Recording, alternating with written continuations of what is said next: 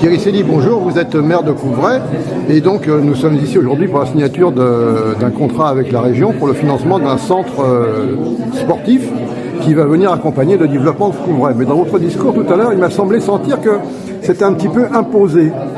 C'est pas un peu imposé, c'est un fait. Aujourd'hui, l'urbanisation de Couvray nous est imposée parce que, on est dans un périmètre d'opération d'intérêt national. Deux, nous sommes régis par la Convention de 92, avec le partenariat et la capacité à Disney de droit à aménager une partie du territoire. Donc oui, ça n'a pas été un choix des communes dès le départ, loin de là. Et aujourd'hui, l'ensemble du Val d'Europe sur ces 5 communes, sur ces 4 premières communes, a déjà subi son développement. Et aujourd'hui, c'est notre tour dans le cadre de la phase 4. On a un rythme relativement important, 250 logements par an, 650 à peu près habitants tous les ans pour une commune de 3000 habitants. On s'aperçoit de la montagne qu'on a à gravir. Et malheureusement, on est dans un contexte très particulier puisqu'on nous a changé les règles du jeu sur les financements en cours de route, puisque avant nous étions dans un syndicat d'agglomération nouvelle où la totalité des équipements était financée par l'intercommunalité. Aujourd'hui, ce n'est pas le cas. Aujourd'hui, on est en CA. L'agglomération ne peut financer que 50%. Il y a une part aussi qui est prise par l'attribution de compensation, sauf qu'on le sait tous aujourd'hui, on subit une crise avec une augmentation des prix dans tous les temps. C'est la mesure de compensatoire, c'est la commune qui est obligée de la mettre, ce qui crée des difficultés supplémentaires par rapport à cet aménagement. Et c'est pour ça que je dis qu'on est vraiment dans une contrainte. Donc 10 000 habitants, on va avoir un équipement sportif mais qui va être de qualité, oui. On peut le penser, mais c'est pas suffisant en fait. Quid des autres équipements, comment allez-vous faire? Aujourd'hui, c'est simple, en équipement de superstructure, on a 83 millions à trouver, financés à 50% par l'agglomération et à 50% par nous. Donc on est sur un budget de 15 millions, donc on voit, entre guillemets, si on ne se fait pas accompagner par le département, la région et d'autres partenaires, on sera dans de grandes difficultés en effet. Le gymnase de la ZAC de Couvray, il s'agit d'un équipement dont la maîtrise d'ouvrage a été confiée à Val d'Europe Agglomération, que je remercie pour son travail, son accompagnement et sa présence à nos côtés aujourd'hui. Le gymnase est implanté sur un terrain contigu au 2e groupe scolaire de la commune, livré en 2021, et accompagnera la construction du futur collège situé à proximité. Et je me tourne vers mes collègues du département, avec lesquels nous entrerons bientôt en discussion sur ce collège. Ça a déjà un peu commencé.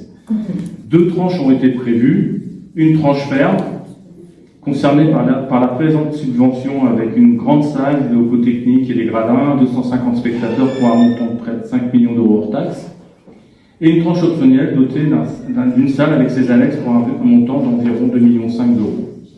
Pour cet équipement, nous avons souhaité renforcer un maximum les mesures d'accessibilité mises en place afin de favoriser l'accès des personnes à mobilité réduite dans la droite ligne de nos engagements en tant que village natal de Louis Braille. Compte tenu du niveau de l'association du volleyball, longtemps classé en National 2, nous avons également travaillé avec un objectif d'homologation afin d'accueillir à Couvray des compétitions de niveau national. Le club domicilié à Couvray proposera cette année l'ouverture d'une section de volley assis, discipline paralympique. Elle proposera une initiation et des démonstrations au cours de l'événement Garnier. Alain Goni, bonjour, vous êtes député de la 8e circonscription, donc on fait partie Couvray, et vous êtes venu aujourd'hui assister à la signature d'un contrat de partenariat entre la ville et la région qui finance un équipement sportif dans le cadre du développement de la commune, puisqu'on va à terme passer d'une commune de 3 000 à 10 000 habitants.